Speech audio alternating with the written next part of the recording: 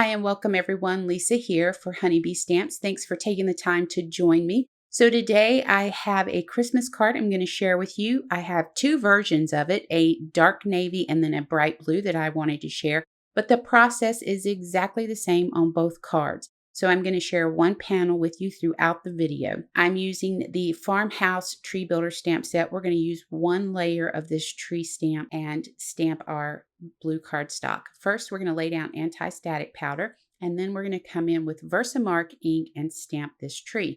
Now, Versamark ink is just a sticky ink. It's great for embossing. You can use it for other things as well. You can use it for tone-on-tone effect. You can use it for ink resist effect. But today we're just using it for heat embossing. You can use any embossing ink that you have on hand. It does not have to be Versamark ink. Once I have my tree stamped and I feel like I have a nice stamped image here, a solid stamped image, I'm going to take it out and cover it with clear embossing powder. I'll take a brush to clean off any excess powder that may remain around the image. Now, I do want to tell you that I actually take this back to the MISTI, stamp it again once I've heat set it and let it cool, and then I cover it a second time with Wow Clear Sparkle Embossing Powder and heat set it one more time. Now, you can skip that step if you want, but I thought that the Clear Sparkle Embossing Powder would add a great touch to this wintry night sky that I'm doing. Here I'm coming in with the Twinkle Twinkle stencil from Honeybee, and we're going to do some stenciling with white pigment ink. I'm using Hero Arts Unicorn ink. And with pigment ink, you want to be careful when you're stenciling with it. You want to be very light-handed. It has a tendency to puddle up around the edges of your stencil if you have too much on your brush. So you want to take your time with this, and if you have to, do light layers and build the color up if that's something you feel like you need to do. I just did one layer real quick, inked it up with a light hand, and I'm good to go. Next step, we're going to go ahead and add that nice bright white glow to the center of our card panel. So I'm going to the mat with my ink pad, and I'm going to pick the ink up from the mat. And then I'm going to go ahead and ink blend this all around my Christmas tree. And you want to go over your tree because there are some areas in that tree between the branches and stuff that didn't heat emboss because there's nothing there to heat emboss.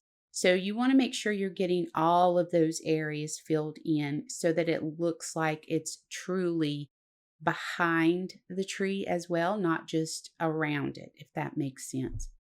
I'm taking a towel and I'm just gently wiping the excess ink off of my embossing. And don't rub too hard on your embossing. It can dull it out some if you rub too hard on it. Once we have our white glowy center, we're going to come in with dye inks. Now, I actually let these panels dry for a few minutes. So these have sat for just a few minutes while I did that. And I'm coming in with this Memento dye ink. And this is Nautical Blue. And I'm covering the whole outer area of this panel around the edges. And I'm fading that ink as I'm moving inward. And just totally forget that you saw that pink ink pad because that's not what I was grabbing for. I was grabbing for my Tuxedo black ink. And I'm going to come in with that and go around the very edge of this just to darken it up some more.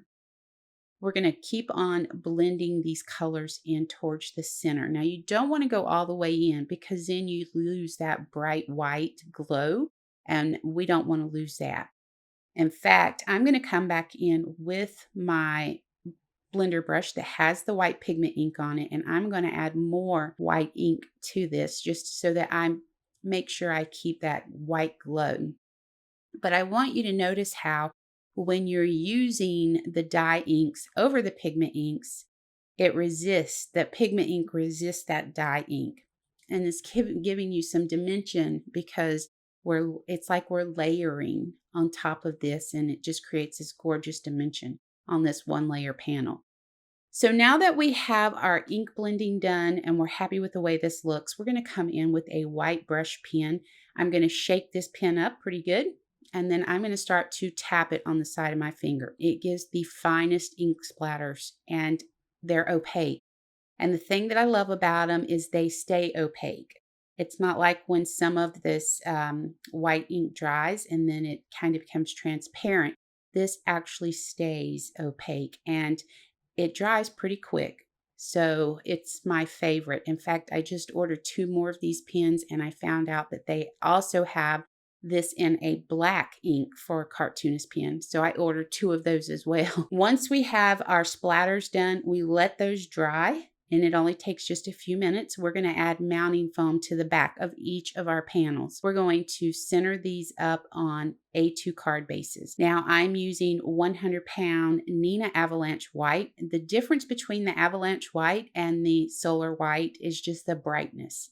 So red cardstock with the Joy die 2 or 3 times so that I can stack those together with the honeybee glue and add those to our card. Now I did go ahead and stamp the Tidings of Comfort and from the stamp set on that white cardstock with red ink to add to these.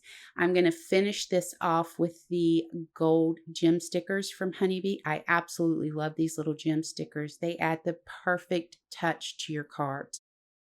We'll finish these off with those gold gem stickers to the trees to give them a fun little touch, and that's going to wrap us up. I really do appreciate you guys watching, and I hope you enjoyed the video. For more information on the products I used, you can head over to the Honeybee Stamps website, and until next time, take care.